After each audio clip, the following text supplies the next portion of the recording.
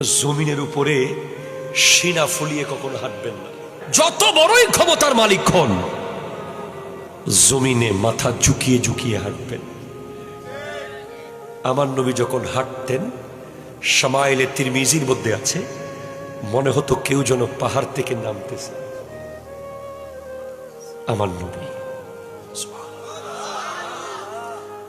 আমার নবীকে জিজ্ঞেস করা হয়েছে আপনি কিভাবে খান? নবীজি ইরশাদ করছেন, আনা আকুলু কামা ইয়াকুলুল আব্দু, আমি ওভাবে খাই যেভাবে গোলাম খায়। হয়তো উসমান ইবনে নুরাইনের কাছে আমার নবীজি একবার এক মানুষকে পাঠিয়েছেন, গরিব মানুষকে, বলো আমি বলছি কিছু দেওয়ার জন্য। ওই লোক এসে দেখে যে হযরত উসমান রাদিয়াল্লাহু তাআলা আনহু পিঁপড়ার মুখ থেকে খাবার তুলে তুলে আলাদা করছে। তো উনি বলছেন ইনি পিঁপড়া থেকে খানা নিচ্ছে, আমাকে কি দিবে? উনি চলে গেছেন। পরে আবার নবীজি বলছেন যাও তুমি, আমি বলছি তুমি যাও, বলো দিতে।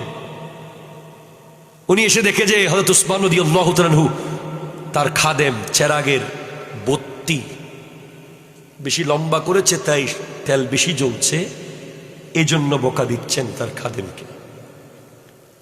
উনি বলছেন সামান্য চেরাগের তেলের জন্য বকা দিচ্ছে, উনি আমাকে কি দিবে?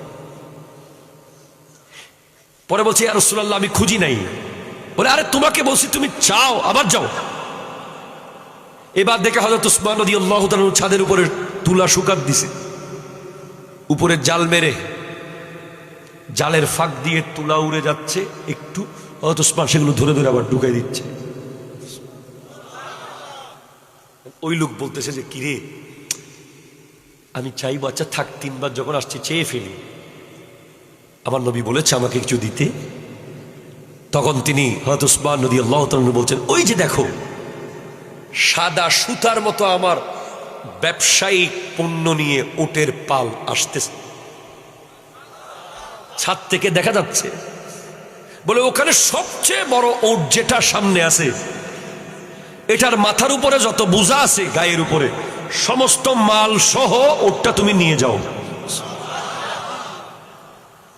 এখন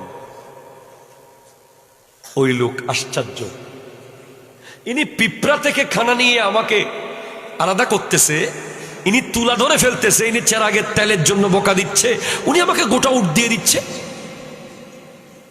উনি গিয়ে যখন ওটটাকে আলাদা করতে চাইলেন, ওই লোক দেখে ওট আলাদা হয় না, কারণ উটের একটা নিয়ম আছে, যে লিডার থাকবে সে তার কর্মীদেরকে রেখে পালিয়ে যায় না। ঠিক কিনা জোরে কথা বলেন।